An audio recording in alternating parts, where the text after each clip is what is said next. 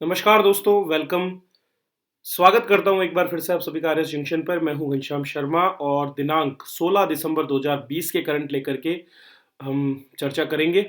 तो चलिए शुरुआत करते हैं। उससे पहले एसीएफ और पटवार एग्जाम के दोस्तों नोटिफिकेशंस आ चुके हैं, डेट्स आपकी आ गई हैं और जल्दी आपको इनके एडमिट कार्ड भी मिल जाएंगे। तो अपनी तैयारी में जुटे रहिए और जितने भी हमारे पिछले करंट अफेयर्स हैं उनको आप पढ़ सकते हैं, उनकी तैयारी आप कर सकते हैं, एक साथ पीडीएफ में अवेलेबल है। इसके लिए डाउनलोड करें हमारी एप्लीकेशन जिसका नाम है आरएस जंक्शन और अपनी तैयारी को आगे बढ़ाएं। चलिए तो शुरुआत करते हैं आज की कक्षा की बेहतरीन करंट अफेयर्स के साथ। तो पहला करंट आज का हमारा 62वां प्रश्न हो गया दिसंबर महीने का।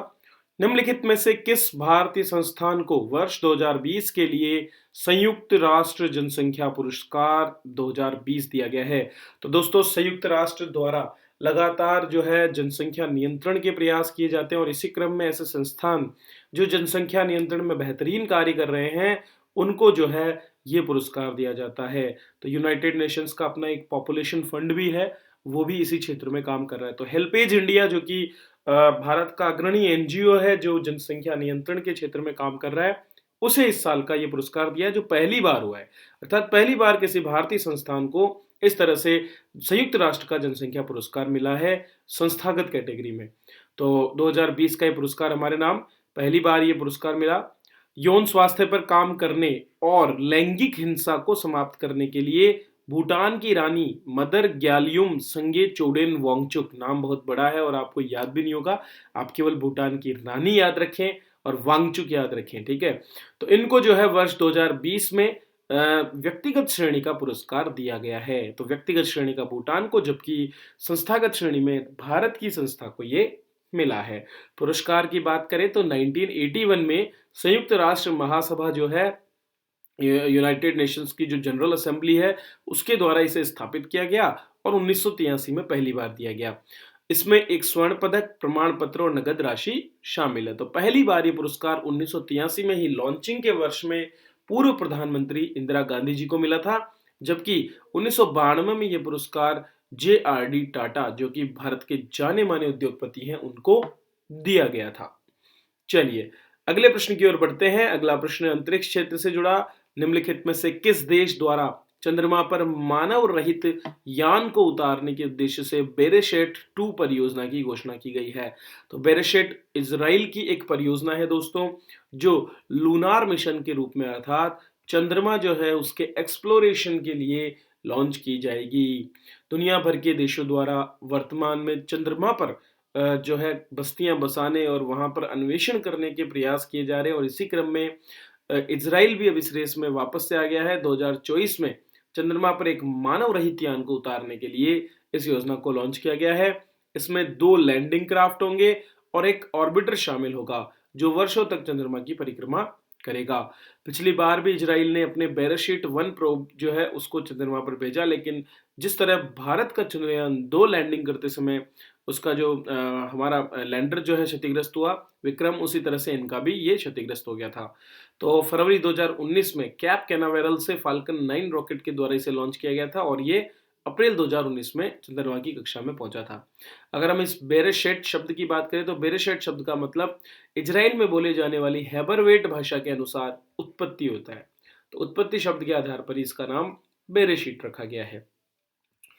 दोस्तों लगातार पर्यावरण संरक्षण के प्रयास भारत में किए जा रहे हैं और इसी क्रम में भारत ने जो है जैव अर्थव्यवस्था शोध संस्थान नार्वे, तो नार्वे के जैव अर्थव्यवस्था शोध संस्थान के साथ हमारा जो सी गंगा एक थिंक टैंक है एनएमजीसी का। एनएमजीसी क्या है?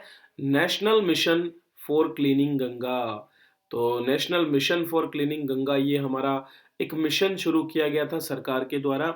उसके थिंक टैंक सी गंगा से जैव अर्थव्यवस्था शोध संस्थान नार्वे ने एक एमओयू अर्थात मेमोरेंडम ऑफ अंडरटेकिंग पर साइन किए हैं ताकि भारत में नदियों में कीचड़ का प्रबंधन किया जा सके। तो ये एक बहुत ही बड़ा कदम है जो आने वाले समय में हमारी नदियों को और बेहतर करने का प्रयास करेगा। हाल ही में आपने देखा कि अंतर्राष्ट्रीय स्तर पर भी भारत के नदी संरक्षण कार्यक्रम की सराहना की गई है और इसी क्रम में भारत ने नार्वे के संस्थान ने सी गंगा के साथ ये एमओयू किया है। ये एमओयू भारत जल प्रभाव सम्मेलन के दौरान किया गया। तो भारत जल प्रभाव सम्मेलन जो कि वर्तमान में भारत में आयोजित किया जा रहा है, उस सम्मेलन के दौरान ये हुआ है।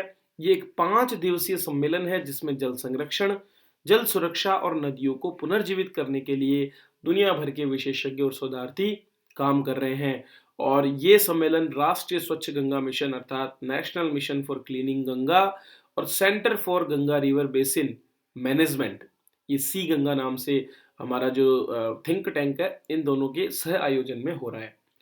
दोस्तों, कृषि मंत्रालय की साझेदारी से एनएमसीजी और भी काम कर रहा है जिसमें जैविक खेती, प्राकृतिक खेती और शून्य लागत वाली खेती को बढ़ावा देना सम्मिलित है। हाल ही के वर्षों में जैविक खेती बढ़ी है। उत्तराखंड में पहले के 1000 हेक्टेयर के मुकाबले इस वर्ष 50,000 हेक्टेयर में जैविक खेती हो रही है और इसी तरह से उत्तर प्रदेश में भी जैविक खेती का दायरा 35,000 हेक्टेयर हो चुका है। और एक और बात जो है, मैं भी अभी जैविक खेती में ही लगा हुआ हूँ, तो इसीलिए समय भी आपको कम दे पा रहा हूँ, लेकिन फिर भी आपको ज़्यादा से ज़्यादा ऐसे प्रश्न देने के मेरे प्रयास होते हैं। तो इस साल मेरा एक्सपेरिमेंटल पूरा जो है सोर्सेज मैंने लगाने का प्रयास किया है और निश्चित रूप से जैविक खेती ही आने वाला भविष्य है जिसके लिए हमें कार्य करना होगा। चलिए, अब बात करते हैं रक्षा क्षेत्र की। हाल ही में हुगली नदी में जलावतरण किया गया है एक जहाज का जिसका नाम है जहाज हिमगिरी। आपको बताना है किस प्रोजेक्ट के तहत बनाया गया है। प्रोजेक्ट 17A एक प्रोजेक्ट है जिसके अधीन हिमगिरी जहाज का जलावतरण किया गया है। बहुत से प्रोजेक्ट चल रहे हैं दोस्तों, project 15, project 17, project 17A, project 28, project 75, ये सारे के सारे जितने भी प्रोजेक्ट हैं, ये नौसेना के लिए विभिन्न प्रकार के फ्रिगेट्स हो गए, आपके युद्धक विमान जो लड़ाकू जो जहाज होते हैं उनके निर्माण में, पनडुब्बियों के निर्माण में, इनमें लगे हुए हैं। तो प्रोजेक्ट 17 क्या है? प्रोजेक्ट 70A जो है, 17A में टोटल आपके 7 जहाज, ठीक है, जिनको हम शिवालिक श्रेणी के जहाज बोलते हैं। शिवालिक हमारे पहले फ्रिगेट हुआ करते थे, जहाज हुआ करते थे।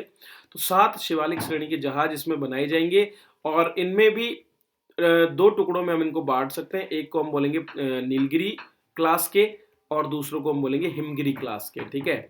तो नीलगिरी और हिमगिरी, नीलगिरी में आपके 4 आएंगे टोटल, हिमगिरी में आपके 3 आएंगे। नीलगिरी बन रहे हैं आपके मुंबई मझगांव डॉकयार्ड जो है वहां पर, तो ये मझगांव में बनाए जा रहे हैं नीलगिरी।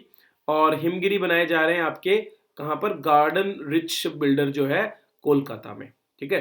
तो एक तो मझगांव डॉक शिप बिल्डर्स पर और एक आपके Garden Reach Shipbuilders dock जो है कोलकाता में, वहां बनाए जा रहे हैं। नीलगिरी का एक लॉन्च हो चुका है पहले, हिमगिरी का पहला लॉन्च हुआ है। इनके नाम नीलगिरी और हिमगिरी रखे गए, दोनों हमारी जो रेंज है, पहाड़ियों की रेंज है, उन्हीं के नाम पर इनका नाम रखा गया है। तो हुगली नदी में कोलकाता में प्रोजेक्ट 17A का हिमगिरी जो 3 जहाज थे उनमें से पहला जलावतरण अभी किया गया है। चलो इस पर हम थोड़ा सा डिटेल में बात कर लेते हैं। मैंने बता दिया आपको प्रोजेक्ट क्या था। इन जहाजों में रडार से बच निकलने की तरकीब, अग्रणी स्वदेशी हथियार और सेंसर फिट किए गए। याद रखो, आत्मनिर्भर भारत अभियान के अंतर्गत इसको बनाया जा रहा है पूरा स्वदेशी रूप से। हिमगिरी लॉन्च किया गया जाना भारतीय नौसेना के लिए P-17A के 3 जंगी जहाज बनाने की दिशा में जो GRSE अर्थात गार्डन रिच शिप बिल्डर्स के द्वारा जो कोशिश की जा रही है उसको दर्शाता है। GRSE अग्रणी शिपयार्ड है और मझगांव और GRSE दोनों ही बहुत बेहतरीन काम कर रहे हैं।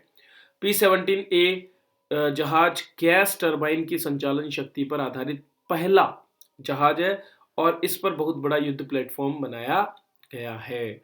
तो ये है हमारा प्रोजेक्ट हिमगिरी और प्रोजेक्ट नीलगिरी, जो कि प्रोजेक्ट 17A के 2 डिवाइडेड पार्ट है और ये दोनों 7 जंगी जहाजों का निर्माण कर रहे हैं। चलिए अगला प्रश्न देखते हैं। 226 जनवरी 2021 को हमारा गणतंत्र दिवस मनाया जाएगा और उसी दौरान ब्रिटेन के प्रधानमंत्री बोरिस जॉनसन इस बार मुख्य अतिथि होंगे। ये वैसे तो आपको बहुत पहले ही जो है ये करंट दे देना चाहिए था, क्योंकि पर मैंने इसलिए नहीं दिया क्योंकि पहले हमने निमंत्रण भेजा था, लेकिन अब इन्होंने एक्सेप्ट कर लिया है। तो एक्सेप्ट कर लिया है तो ये कंफर्म हो गया है कि ब्रिटेन के बोरिस जॉनसन ही अब जो है मुख्य अतिथि होंगे। तो साल 2021 के मुख्य अतिथि के रूप में आप इन्हें जान लें। ब्रिटेन का जो विदेश सचिव है डोमिनिक रॉब, उन्होंने ये जानकारी दी अपने भारत दौरे के दौरान। इसके अलावा पीएम जॉनसन ने भारत के प्रधानमंत्री नरेंद्र मोदी जी को अगले साल यूके में जो G7 समिट होगा, जो कि दुनिया के सबसे बड़े धनी देशों का एक समिट है, उसमें बुलाया है।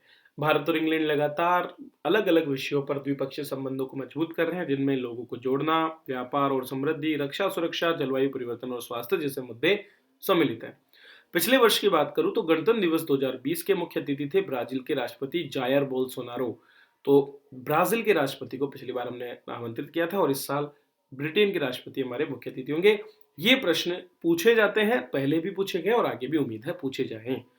चलिए, खेलों की बात करें तो 2022 के महिला क्रिकेट विश्व कप का आयोजन कहाँ होगा? न्यूजीलैंड में। ये कल जो है कार्यक्रम घोषणा की गई है और एक साल लेट होने के बाद अब ये आयोजन 2022 में होगा।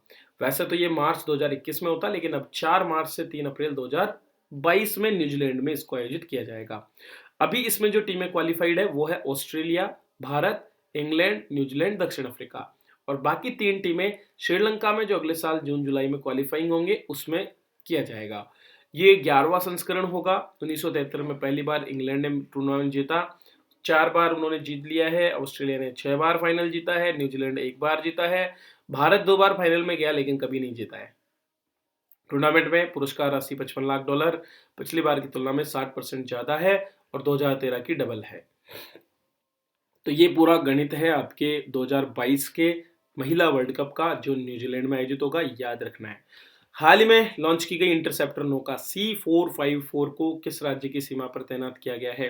तो तटरक्षक बल भी अपनी तरफ से पूरे प्रयास करता है। तटरक्षक बल इंडियन कोस्ट गार्ड जो है ये भी एक अर्धसैनिक बल है, ठीक है। और ऐसा ही प्रश्न आ जाता है कौन सा एक अर्धसैनिक बल है नहीं है। तो जिस तरह से हमारा CRPF हो गया और हमारा CISF हो गया, ITBP हो गया और SSB हो गया, आसाम राइफल्स हो गया, ये सब अर्धसैनिक बल हैं, ठीक है। इसी तरह से जो आपका तटरक्षक बल है उसने गुजरात में जो हजीरा है, सूरत जिले के हजीरा में एक इंटरसेप्टर, जो इंटरसेप्टर बोलते हैं शत्रु को पकड़ने वाली नौका, क्योंकि क्या होता है ना, तस्कर बहुत से होते हैं, उनको रोकने के लिए भारतीय तटरक्षक बल के बेड़े में इसे शामिल किया गया है।